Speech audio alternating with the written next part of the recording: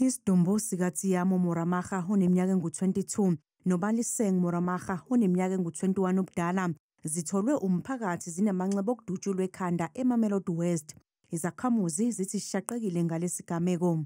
Ibhlungu lento enzekileyo ngoba labantu laba basebantwana abancane ene bona bebathi bahamba boziphandela njengobona la singabahlali siselokishini singabo mama siyaphuma sizozamela mara into enzekizo nami ngizobhlungu imbi kakhulu ayikho umunye umzali ozoyithanda mara lento le isifundo kuthina sibabasha ukuthi sizinakekele nathi.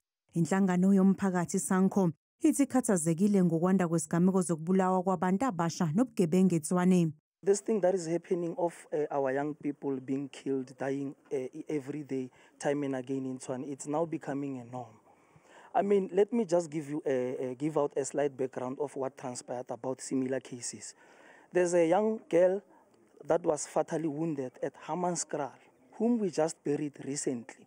And then another incident followed at Atteridgeville a few weeks later. Lenhlangano inxusa ukuthi ngenelele izinhlaka zezokuphepha okulwisana nobugebengu obuqhubeka kule ndawo. We would like to ask the security cluster and the government, the entire government, to intervene firmly on the matter and to ensure that they bring these perpetrators therefore to justice. We can't be having the city of Tshwane whereby young people are not walking freely. Young people are feeling unsafe. Amaphoyisa athi khona oseboshiwe.